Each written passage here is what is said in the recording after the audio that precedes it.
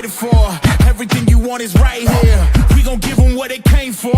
We gon' take it up from last year. Shoot on my shot, boy, I'm long range. Me and the team on the same thing. Stayed down, never switched up. Only thing changed was the game. I'm in the zone now. Nothing can change what we on now. When I pull up, know it's going down. Foot on the gas, ain't no slowing down. Aiming for greatness, no settling. Kick down the doors, they won't let me in. Taking no L's, yeah, I gotta win. Watch me kick down the doors, they won't let me in. Who running the game now? Foot on the gas, can slow down. No, my team, we holding it down. We know we running it now. Watch the game change. Watch the game change. Watch the game change. Watch the game change. Welcome to another edition of the Cavalier podcast. It's your boy Mac. And tonight, our Cleveland Cavaliers took on the Minnesota Timberwolves, the fifth-seeded team in the Western Conference entering tonight's game. Now, this Minnesota team entered tonight as winners of 7 of their last 10 games. They had been rolling lately, and it's led to the NBA's third-rated defense in a top 12 offense. They boast an offensive rating of 115.7 and a defensive rating of 108.9. But over their last 3 games, all 3 of which were victories, they are really, really getting down to business as they are averaging an NBA best 129.4 points per game during that stretch. And lo and behold, they scored 131 tonight, just absolutely ridiculous. But the crazy thing is, they were doing much of that from inside the three-point line as they had been scoring a staggering 65.3 points per game inside the paint. Very, very different type of contest in that context than what we got tonight, as Minnesota would drill 20 of their 38 total attempts for 52.6% from three-point distance. They absolutely shot the lights out from three-point range tonight, and there are a number of reasons why that occurred. I'll dig into it in just a bit, but I found that funny that during this most recent 3-game winning streak prior to tonight's victory for them, that they had done the bulk of their work inside the three-point line. And once again, entering tonight, the most in the NBA for them, they were shooting just 20. They were shooting just they were the 21st team in three-point percentage during that stretch at 31.6%. And that's what I'm trying to say as I'm stumbling over my words here. This team's just got me flustered right now because of how abysmal the three-point defense is. There's not enough rotating out there. The closeouts are very, very lazy and weak, and guys are just being lazy getting up the court. All types of shit happening. And I think I said this on Twitter. The biggest play, if there is one sequence that stands out in my mind above all else tonight, it's that one where Naz Reid gets that spot up triple from above the break because Jarrett Allen is too busy lollygagging up the floor to get back. Right, the transition defense and the transition defense at times for this Cavaliers team just leaves so much to be desired. There's just not much else I can say in that regard. So let me get back on track here. They were indeed facing a Cleveland Cavaliers team who did come into tonight allowing the second fewest points in the paint over that same span of time at just 38.7 points per game. In other words, they've managed to hold opponents in check in the paint. Mobley and Allen, at the very least defensively, are very, very capable of doing that. Wolves star guard Anthony Edwards has also been on a tear for them lately as he came into tonight averaging 30.7 points, 5.2 rebounds, 3.3 assists, and 51.2% from the field, including 39.1% from three-point distance over his last 10 games. Rudy Gobert, much the same, 13.1 points, 10.5 boards, 2.1 blocks, shooting 65.2% from the field. And if I'm not mistaken, Rudy Gobert is actually leading the NBA right now in field goal percentage. So credit to him for that, although he was irritating the fuck out of me tonight with some of his antics. Julius Randle, also another huge piece of that Timberwolves offense, 19.7 points, 6.7 rebounds, 5.6 assists, shooting 48.6% from the field. All of these players, that's what they have done over their last 10 games or so during that 7-3 stretch entering tonight.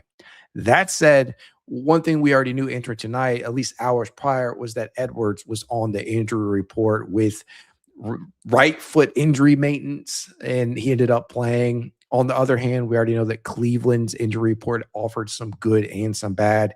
Darius Garland for much of today was listed as questionable with a right hand contusion. Jalen Tyson was listed as probable, dealing with that illness that's been going around. And Larry Nance Jr. was finally upgraded to questionable, and then following that, available. And he did not suit up tonight. At a certain point, I kind of wished he did. But Dean Wade, critical piece for this Cavaliers team, at least from a defensive standpoint, and they very much could have used him tonight. He remains out with that left knee contusion, joining Max Strus on the dreaded out list. All that being said, this was shaping up, at least before the game, to be a battle between some big time stars. And for a good portion of this game, it was exactly that. You had Spida versus Ant. That's right. Bug on bug crime. You got Julius versus Evan. You got Allen versus Gobert. Some very, very intriguing matchups to discuss. So let's dig into the actual aspects of the game, shall we? Now, listen, entering this game, the one thing above all else that I wanted to see from Cleveland was ball security. Protect the damn ball. As I mentioned, following the last game, the Cavs have had an alarming trend of turning the ball over lately. They really have. They've been turning the ball over 7.8 times per game in the first half of games over their last 10. And this resulted in the sixth most in the league during that stretch. So suffice to say, I wanted them to execute the ball handling with extreme caution and be a lot more judicious with the rock tonight. But honestly, that was the least of their troubles in the first half. Kenny Atkinson decided to go with a small lineup. I think that's what a lot of people, including myself, were very puzzled at watching, right? We all, most of us follow the Cavaliers on various social media platforms. And so 30 minutes before a game, typically they will drop the starting five. And this starting five was a fucking doozy, man. Darius, Garland, Craig Porter Jr. at the 2. Okay, you might think to yourself, we've seen that, right? We've seen CPJ start. But the real kicker here was Donovan Mitchell at the 3. Like a 3-guard lineup. So you're getting extremely small right there, and positions 1 through 3. All guys 6'3" and under. I know that Craig Porter Jr. tends to play above his listed size. I know that Donovan Mitchell tends to play above his listed size. But going with 3 guards in your starting 5 against a very big and physical Minnesota Timberwolves starting 5, I'm just not so sure that was the right answer for the Cavaliers. And listen, I understand that Dean Wade is out, right? I understand that is the case. He is a very good piece that you could have there, but it wasn't as if there weren't a bevy of other options available. DeAndre Hunter, you could have put him in the starting lineup. He would have probably been a better option. You could have started Sam Merrill, who is held up at the 3 at times, although you don't want to overstay his welcome there. You could have started Jalen Tyson, who has started a number of games this year, who has fared very, very well in the starting lineup. And I understand that the illness has been sapping him of his usual plays. He just hasn't quite looked like himself as of late. But this was a very puzzling decision to me. And you'll see this, right? If you watch the game in the start of the first quarter, and then the start of the third, where Kenny went with this starting 5, you'll see where a lot of their issues stemmed from, because literally Minnesota was just so big compared to what Cleveland was putting out there on the floor. You could have just made that switch, because the Cavaliers in the second quarter were phenomenal, right? After a good and solid close to the first, the Cavaliers actually led this game 67-63 at the half, and then all the wheels fell off. I'll get to that in just a second, but I wanted to just point out that starting 5 because it was a head scratcher. It just honestly felt like it put them at a massive size disadvantage from the jump. Minnesota took advantage of that and got out to an early lead as a result, promptly forcing a Cavalier timeout, down 5-17 in the first. And at that point, I was thinking to myself, well, chalk this one up. It's probably going to be one where they're fighting their ass off to try and scratch and claw back and tie the game up. Not win, just fucking tie. But at a point, they did seem to kind of pull it together after that, after they attacked the paint a little more, with both Mobley and Allen putting in work to get to the rim. And frankly speaking, watching Gobert and Allen battle in the paint early on, at least in the first half of this game, that was a pretty worthwhile matchup. They actually ended up calling an offensive foul on Gobert for an elbow that he threw when he was trying to back Allen down, trying to turn around on him. And those two were heavily involved early and often, both in the sense of the offensive flow and on the glass, right? I think that when you see that being the case for this team, you want to continue to feature the bigs in that regard. And then we got a bit of a scuffle between Gobert and DeAndre Hunter as Gobert got a little too chippy, right? I think that was the one that most of us saw out there as that really sticks out to me in regard to the Gobert antics. It just did not necessarily need to happen, and it ended up resulting in Gobert and Hunter each receiving technical fouls and an additional foul on top of that. It was just too long of a stoppage. I think even Brad Doherty commented on this during the stoppage. That did, however, allow momentum to shift back to Cleveland as they scored 6 straight to pull within 1 point of tie in the game. At that point, Jalen Tyson, despite not necessarily impacting the games as much as we have seen him do to begin this season with that sickness, he was pretty crucial in that shift. His energy was very, very impactful out there, whether it be chasing down offensive rebounds, guarding Ant, or face guarding others around or cutting around. You got to credit DeAndre Hunter in that regard too, because he was very, very impactful in multiple areas on the court, whether that be on the glass or on the defensive end. But Sam Merrill might have been the biggest game changer in the first, as he consistently stepped up to the plate defensively. There were multiple possessions where he found himself defending the likes of Anthony Edwards. And sometimes, Ant just had better shot making. There was one triple that Ant made where I'm like, okay, you really can't play any better defense on that than Sam did. He tried to stay attached to him, but it was just better shot making. But he also managed to hit some pretty timely triples himself, as the Cavaliers would end the first quarter down just 1 point at 32-31. And then the second quarter begins, and Mobley kicks things off in the second with a left corner triple. Hunter followed that up with a midi pull-up over Bones Highland, of all people, it was just an absolutely beautiful start to the game from Hunter up to that point. As I mentioned again, he was impactful in all areas out there. Mobley kept pulling Gobert out to the paint, or out of the paint rather, with a threat of the triple, and it did wonders for the spacing. And you saw guys like Craig Porter Jr. And again, I was really pissed about the starting lineup decision, but I can at the very least say that when you put CPJ in very specific lineups and you're not starting him alongside Darius and Donovan, he's a very impactful player. He was just being put in probably a bad spot, a bad position, and not necessarily at the 2, but what I'm trying to say is Darius, Craig, and Donovan, that shit just does not work in the starting 5. Donovan does not need to be playing at the 3, because just from a size standpoint, it puts them all at a disadvantage, and it is going to exacerbate all of the defensive deficiencies that they have. But he was cutting to the basket in the second quarter. He was big in that regard. You throw in some good old-fashioned Spida middies, and you're golden, as Cleveland executed a beautiful 17-5 run to climb ahead 45-37 with 8+ to go in the second. And then you got guys like Jaden McDaniels drilling triples, and then you saw Jarrett Allen coming right back down the floor and jamming it home over the likes of Julius Randle. And it was really fun, right? You saw all these different things occur in the first 2 quarters of this game that led you to believe that this was going to be a close one from start to finish.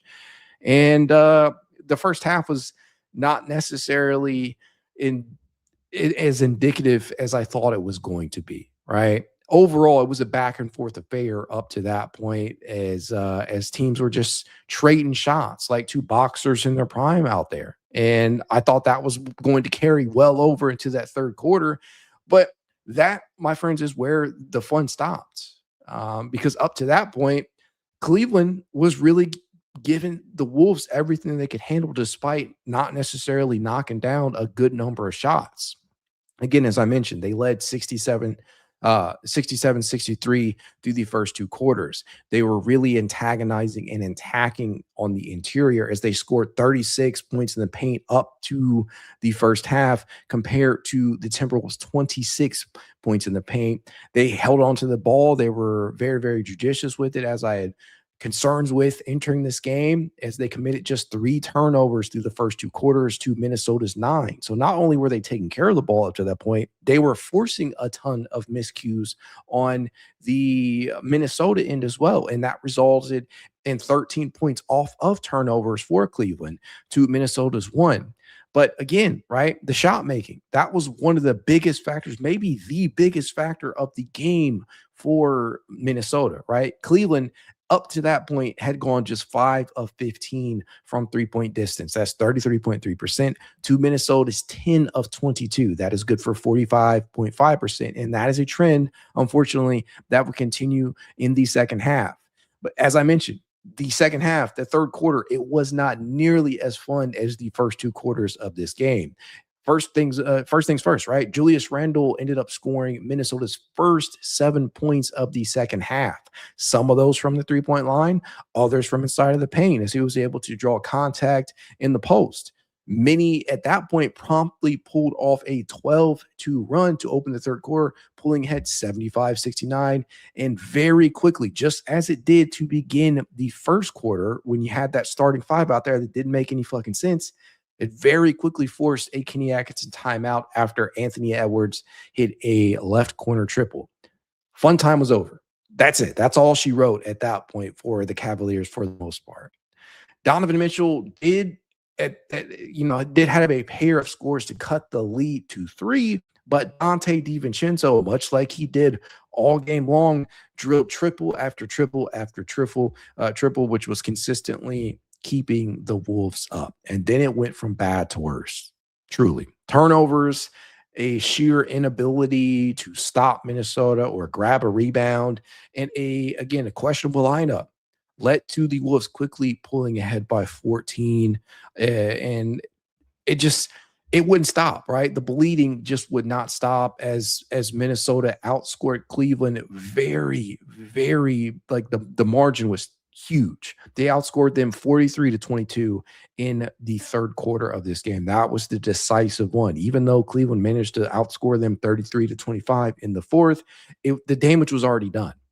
The damage was already done as they outscored them by 21 points in the third quarter alone. That cannot happen. The Cavaliers do not have the requisite shot makers and creators, especially off the bench, to win a shootout with teams. And it's not like Minnesota is like one of the best shooting teams in the NBA, but they're not as bad as they had been over the last 3 games, right? I already mentioned what they had been shooting entering tonight over their last 3 games, as they did the bulk of their damage inside the painted area, juxtaposed to outside that three-point line leading up to this one, but completely flipped the script on Cleveland and shot the lights out in this one on their way to shooting 20 of 38. They drilled 20 triples on very, very good efficiency, 52.6% for them. And the Cavaliers, they would finish the game 11 of 33. Again, 33% from the three-point line. They drilled just 6 triples in the final 2 quarters of this game. They do not have the type of shot makers to keep pace and win shootouts like they were able to do so often last year. That just is not the case for this Cavs team. And it hurts to say that, but that's just the reality that we find ourselves in. And I thought legitimately that there were points throughout this game where I loved the defensive effort, but there were also points where it was really pissing me off. I already pointed out the one that stands out to me, is probably going to be seared into my mind, is that Nas Reed triple that was uncontested because Jarrett Allen left the Cavaliers to be playing 4-on-5 defensively because he couldn't get his ass up the court fast enough. There was other sequences where Donovan Mitchell did the same. And It's hard for me to fault Don too much when that happens because of the sheer offensive load he has to carry at times, but I'm not absolving him of that either. If you get a shot on one end, you got to make it back to the other end in a timely manner so that you're not playing 4-on-5. You're not finding yourself in disadvantageous positions in the half court setting. You don't want that to be the case on a consistent basis, especially against a team like Minnesota, who, when they smell blood in the water, they're going to attack. Something else I thought that really was bothersome for Cleveland at times, especially at points during the second half of this game, was the press, right? They were literally pressing Cleveland throughout this game. They had trouble, just like we saw in that Indiana Pacers series, where we've seen this team struggle with the press coverage coming, trying to get the ball across the half court line. Minnesota, they pulled that out, right? The playbook on that and the blueprint and how you can impact Cleveland's ball handlers and inbounders.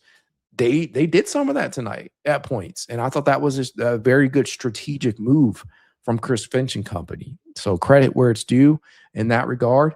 Hate when that is the case, but I gotta call spade a spade. I gotta be 100 in regard to it. I thought that there were points throughout this game where Kenny was out coached, and I think it all starts and comes back to that starting five.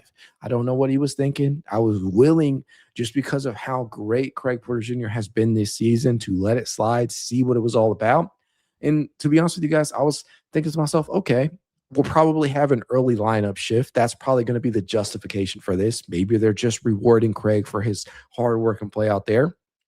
But when you really think about it, when you have Jalen Tyson, when you have Sam Merrill, when you have DeAndre Hunter, why the fuck are you starting Donovan Mitchell at the 3? It just doesn't make any sense.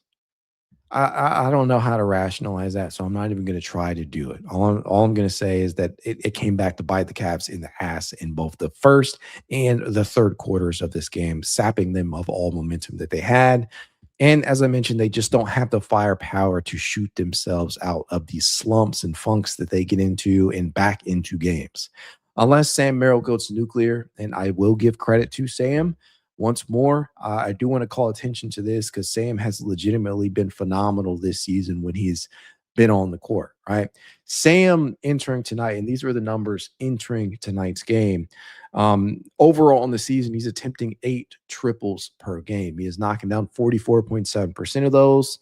He had been attempting 5.8 catch and shoot attempts per game this year, 45.3%. He's actually pretty efficient when he's pulling up too. Just 2 of his 8 total 3-point attempts per game are coming up the pull-up variety. And he's knocking down 41.5 of those.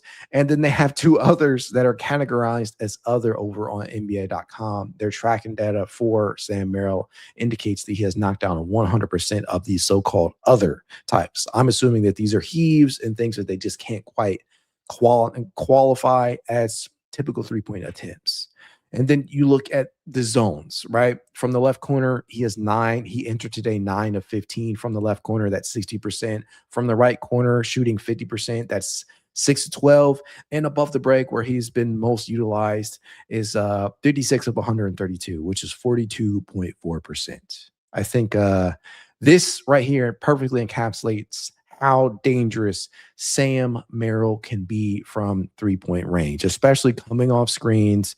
They love to get Sam Merrill dribble handoffs.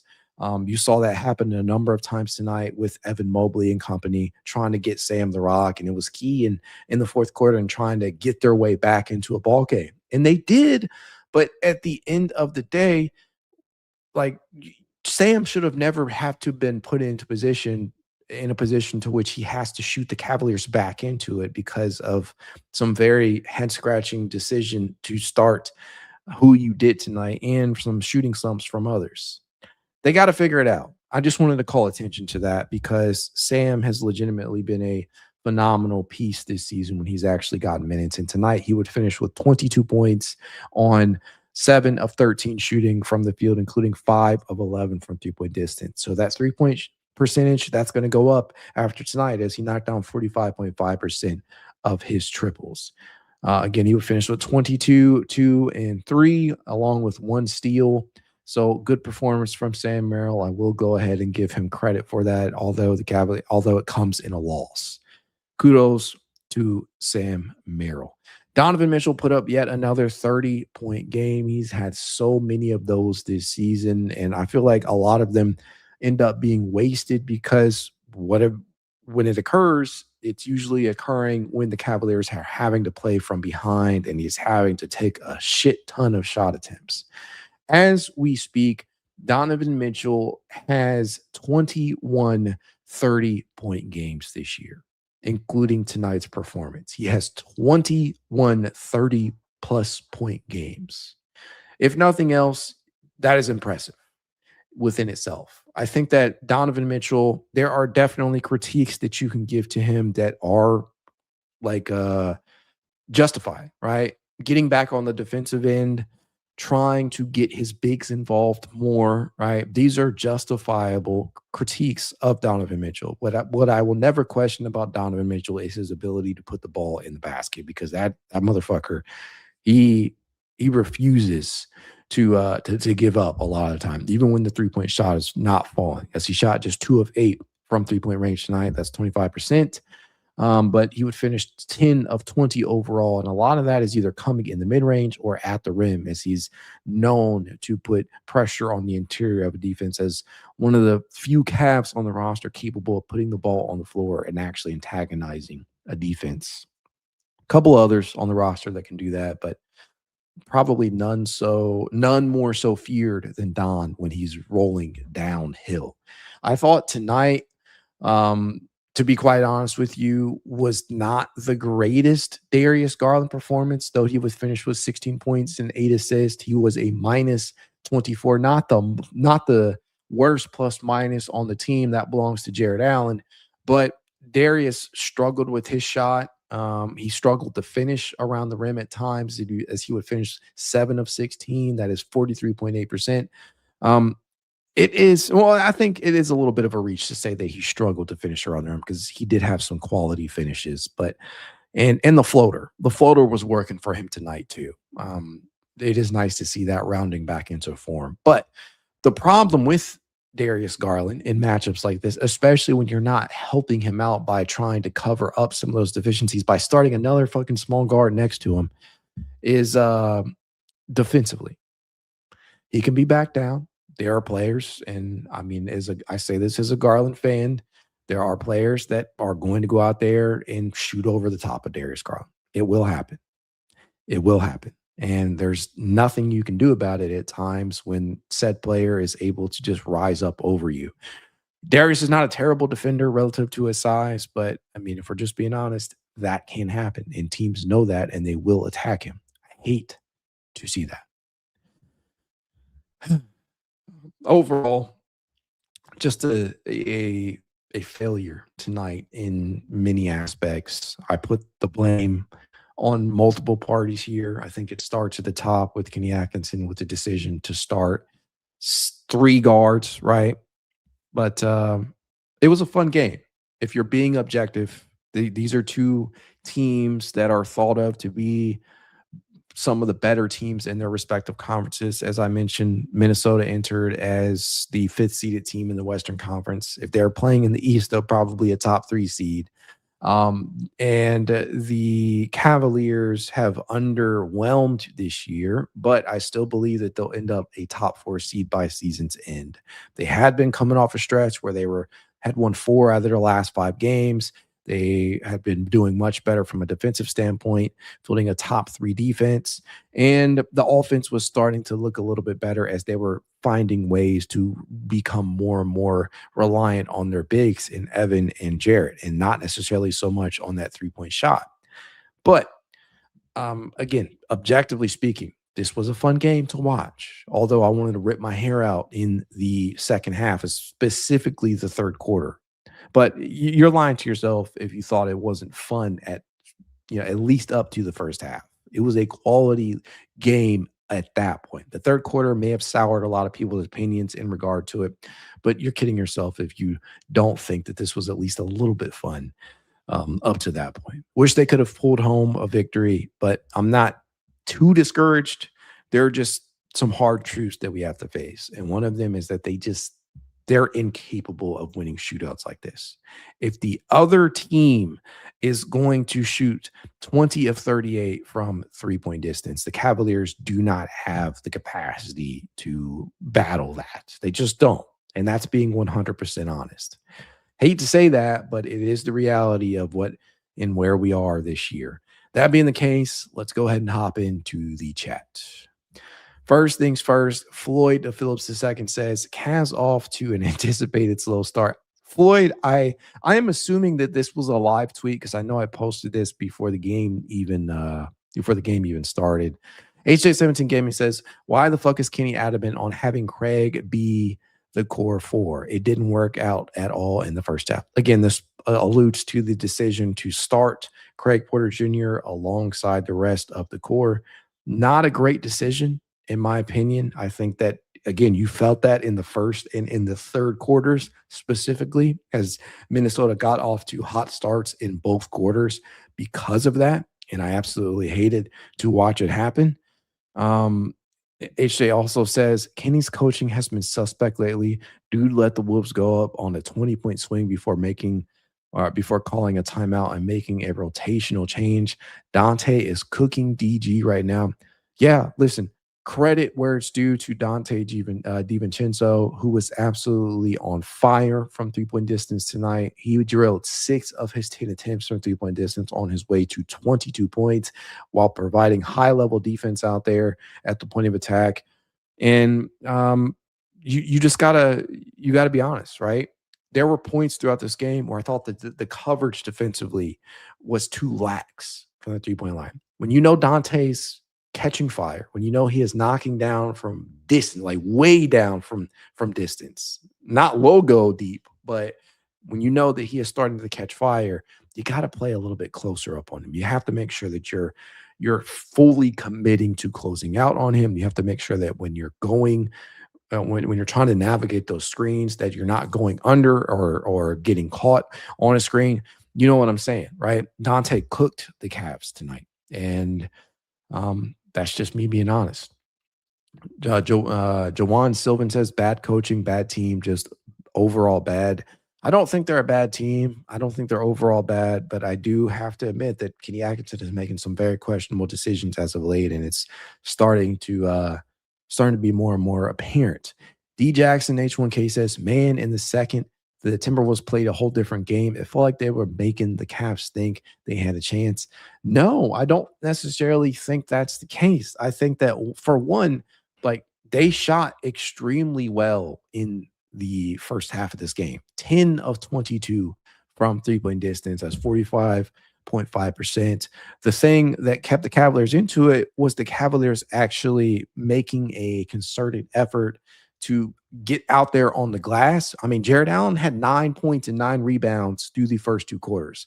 I think Jarrett Allen finished the game with 10 rebounds, right? How do you pull down 9 rebounds in 2 quarters and you pull down 1 rebound in the final 2? And then Evan Mobley, right? Evan Mobley pulls down 4. Rudy Gobert by himself had 13 rebounds. So Rudy Gobert almost out-rebounded Jarrett Allen and Evan Mobley by his damn self. Julius Randle had 11. Anthony Edwards had 7. Naz Reid had 6. I mean, there were 1, 2, 3, 4, 5 different Minnesota Timberwolves that out-rebounded Evan Mobley tonight. That cannot happen. It just cannot happen. Jarrett Allen having 1 fucking rebound in the final 2 quarters of this game. That cannot happen. And I respect Kenny Atkinson's decision, quite honestly, to pull Jarrett Allen after that Naz Reid triple. It leaves so much to be desired. And I think that had they been able to do some of the same things that they did in that second half as they did in the first, then the end result of this game may have looked a lot different, or it may have looked a lot more competitive in the third quarter than it did. But again, they are not equipped to win shootouts. When that 3-point shot is not falling for them, they have to figure out other ways to get it done. And I thought that they did a pretty good job in the fourth quarter of finding their balance again. But that third was just abysmal, both from an offensive and defensive perspective. Seriously. Episto says brain dead starting lineup from Kenny. Yeah, I don't love it. I did not love it. If Life Spoke says everywhere I looked, Dante was open. Like, what are we doing? Like, he's like our Sam Merrill. That just can't open at all. I'm assuming you're saying that just can't happen at all, but the point is well taken. Dante DiVincenzo is a quality player for that team. He entered tonight shooting 36.6% from three-point distance. That's not elite by any means, but it is respectable considering the volume at which he is attempting that, as he is attempting 8.1 attempts per game. Sam, as I mentioned, is taking 8. Sam's been much more efficient, obviously, but Dante is not a bad shooter by any means. He is a career 37.8% shooter across eight seasons up to this point. Rap Got Reloaded says Porter should be on the bench. I agree. And here's the thing, like, if you're going to start Craig Porter Jr., make sure you're doing it, how to say this, right? Craig is not the problem. Craig was not the problem. The decision to start Craig and slide Don over to the 3 was. I have no problem with Craig Porter Jr. starting, but if Darius Garland and Donovan Mitchell are both available, that should never truly be the case, in my opinion, at the very least. You had DeAndre, you had Sam, you had a couple of other guys, you had Jalen, you could have thrown out there the 3. You could have done a lot of different things. I understand that Dean Wade is a key piece, especially from a defensive standpoint, as he could have slowed Anthony Edwards down. He probably would have been attached to Dante DiVincenzo at the hip at times when he started to cook. And he could have gave a really high level effort out there, but he wasn't available. So I don't know what that was about from Kenny, but this was not this was not a good coaching game from Kenny Atkinson. Jim Varney, haha, says, gotta love Max headlines. Yeah, I mean, I usually put a lot more effort into them than I have as of late, but the Cavs have not given me a lot to truly dig deep in for, right? And it speaks for itself. They lose, man.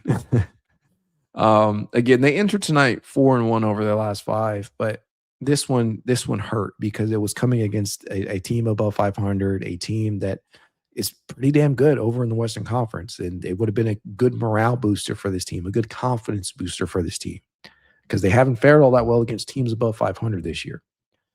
Chaz Erica says CBJ had a good rhythm off the bench playing back up point guard. Why mess with it? And again, there were if you look at points during the second quarter where the Cavaliers were able to get back into this one, the lineups that he was featured in did not have him playing with 2 additional smaller guards, right? You had him out there beside DeAndre Hunter. You had Jalen Tyson out there with him. So you had size with him out there. You had Darius Garland out there. It made sense to go that route with playing Evan Mobley or Jarrett Allen at the 5. It just does not make sense to play him alongside 2 other small guards in the starting 5. So when you're playing him with lineups that make sense, he can be really, really impactful. But obviously that was not the case in the third quarter of this game. Could have been much better. Could have been much better in the second half overall, but I just don't know what else to make of it other than that. Drama City says, had momentum going into the half, came out like they had hookers in the locker room. Oh my gosh. Listen, when you're right, I guess. I don't know what the fuck happened in that third quarter outside of the obvious, going out there again with that same starting 5, and then failing to match shot for shot with the Minnesota Timberwolves. But that's a funny one, man. That's a funny one. I really just don't know what else to say in regards to tonight's performance other than second half sucked. Third quarter sucked specifically. Provided 253 says, smash the like button, folks. Do as he says. Do your boy a favor. Hit that like button if you're over on YouTube right now. If you're over on X, hop over to YouTube. Do the exact same thing. Hit that like button. Subscribe if you're not yet a subscriber to the It's Cavalier podcast. Hell, do your boy a favor and subscribe to Positive Hooper as well, my other channel where I try and cover a broader sense of NBA, right? And the NBA stuff. I'm trying to grow that channel a little bit. Charlie Parker says, you are correct. Kenny should never size down because the Cavs are already an undersized team. Drama City says, Sam Merrill, money Merrill is earning his contract. There have been no, this has obviously been an underwhelming start to the season for the Cavaliers. That much is true. But there have been bright spots, and Sam Merrill is one of the brightest bright spots out there. He has earned the money. He has lived up to that contract. This is a career season for him. And I understand that he has been through the ringer in regard to the injuries already, as I'm knocking on wood here, hoping that he can stay healthy. But Sam has legitimately earned the money that he was given. And he has been one of the biggest bright spots for this team. I don't know. They got to figure this shit out.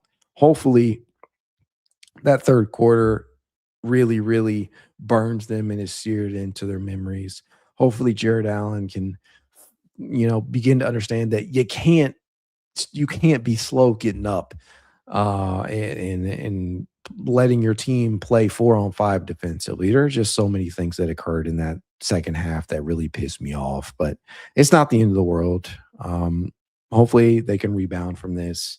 Again, I still believe that there's time left for them to figure it out, but with each and every loss against a quality competitor out there, it's getting harder and harder to justify them somehow finding a way to turn things around and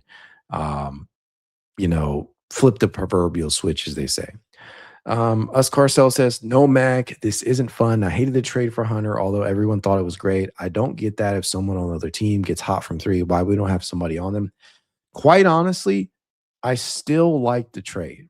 Yes, Karis LeVert was a good player for what the Cavaliers needed him to do most nights, but he struggled with consistency, just like we've seen from DeAndre Hunter this season. George Niang, at the very least, had some toughness and grit to him, but it's not exactly a bona fide playoff piece in the rotation, and I think that much is clear. Hunter specifically, I didn't necessarily think this was a bad game from DeAndre Hunter. I thought that he, quite honestly, had one of the more impactful performances out there. And this goes beyond the counting stats, right? Although I'll read those off real quick. 14 points, 7 rebounds, 4 assists, 2 steals. So he kind of filled the stat sheet up in his 27 minutes off the bench. And I thought he provided some intensity out there. He wasn't taking any shit. Rudy Gobert tried to get under his skin a number of times. We already saw the stoppage with the double foul being handed out, but I don't really have too much bad to say about DeAndre Hunter tonight, because I legitimately thought this was one of the better DeAndre Hunter performances that we have gotten. I think the problem was that DeAndre Hunter should have started, or at the very least, you should have gone with one of Tyson, Merrill, or Hunter at the three, juxtaposed to Donovan sliding over. Either way, I'm still a fan of that trade. I think it still made sense at the time of doing it, considering what it cost. And I still think that it makes sense to have a player the caliber of Hunter for a postseason environment. And that's truly what they acquired him for. But time will tell where this ultimately leads them, because they have a decision to make in regard to his contract in the future. And I know the emergence of guys like Merrill, guys like Tyson have made his future in Cleveland murky. But at the end of the day, I do believe that that is still the right trade to make. We can sit here and be revisionist, or, try and be the hindsight 2020 crowd, but I would make that trade again today if I had the chance to, because I truly don't believe that, as much as I'm a fan of him, I've had him on the show before, George Niang, don't think George is a playoff piece in the rotation, and Karis LeVert is kind of a revolving door in terms of what you're going to get from him on a night-to-night basis. And we already know the roller coaster that he was, especially in pivotal and key games. So I would still make that trade. We ultimately don't know how it's going to end up, who's going to end up winning it overall. But I still think that Cleveland, given the opportunity to do so, they would probably make it again. That said, DeAndre Hunter could be a piece that that attracts teams' interest around the league leading up to the deadline, especially if the Cavaliers just kind of slide further down the standings. That'll be something to keep track of, and I don't think it will happen, but I certainly have to acknowledge it being a possibility. Guys like Strus, guys like Hunter, and Strus holds less value, especially coming off an injury eventually. But I still think that those are two guys that could draw some interest around the league if the Cavaliers actually made them available. All of that being the case, I'm not about to sit up here and do the whole woe was me thing because this is, for the most part, a fun game. Could have went a lot differently, could have resulted in a win had things been different in that third quarter, but this was a quality competitor they were going up against who gave them a lot of physicality, and I thought that at the very least they stood up to that. The difference in this one to me was the three-point shot making for Minnesota. They shot otherworldly tonight. They shot otherworldly. It's not like the Cavaliers turned the ball over a ton compared to Minnesota. They actually forced 17 Minnesota turnovers overall, which turned into 24 points off of turnovers for Cleveland. Cleveland turned the ball over 12 times. That resulted in 14 points for Minnesota.